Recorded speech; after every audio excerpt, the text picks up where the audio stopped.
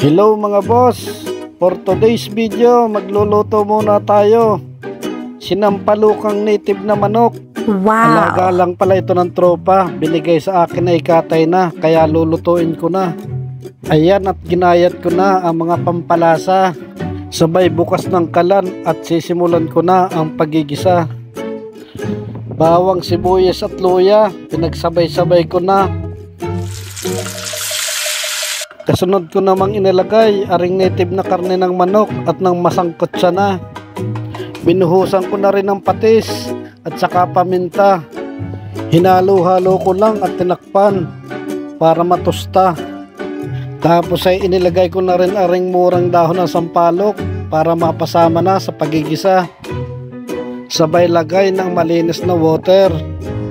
Tapos tinakpan ko na. Hintayin lang natin niyang kumulo hanggang sa lumambot aring karne ng manok. Nilagay ko na rin ang siling pansigang. Ayun, at malambot na. Nilagyan ko na ng pampaasim at saka betsin para mas tumibay pa ang lasa. Siguro naman ay ayos na. Ayan, nung ginhawa,